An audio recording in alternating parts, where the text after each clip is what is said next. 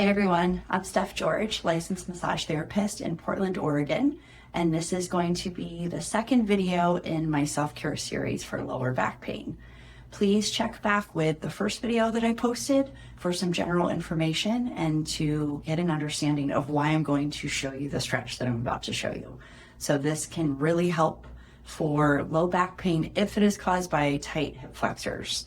And you may have a good feeling if that is the case or not when you do this stretch.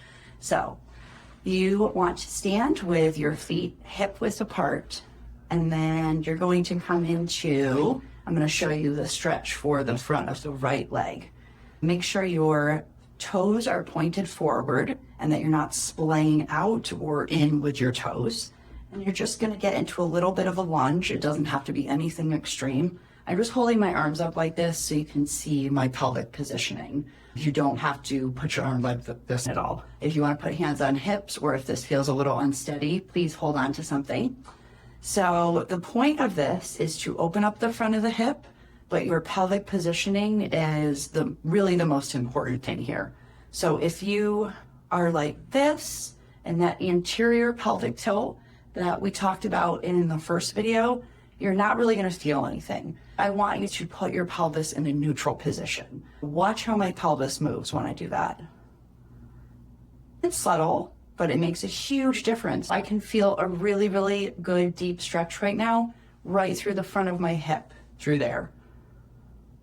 So not this, where your butt is popping up and you feel this arch here in your low back, but this. If you've ever taken yoga classes before, you might have heard the instructor say, tuck your tail. This would feel like scooping your tailbone kind of under so that you are tilting from this anterior tilt to a neutral pelvic positioning. This might actually help if you put your hands on your pelvis to feel what's happening there.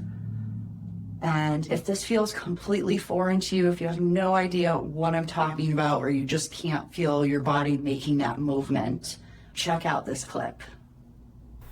This would be neutral spine. You can see my back is flat on the floor. Now I'm going into anterior tilt, and I can fit my arm in that gap, which we don't want. This is what you want. Flat back, and you definitely cannot fit your arm in that gap. So hopefully that shows you the difference. So you want to hold that stretch for 30 to 60 seconds, just like you would any other stretch. And a really good time to do this would be if you've been sitting for a while, like at your desk for a long work day, if you've been sitting doing any one of your hobbies or watching TV, if you just took a run or rode your bike or anything where you were engaging your hip flexors and moving in this, what's called the sagittal plane of movement. All right, thank you so much for watching. Please like and share this video. I'd really appreciate it. And if you are interested in booking a session or have any questions, please check out my website, which is stephgeorgelmt.com. Thanks so much. I hope you have a great day.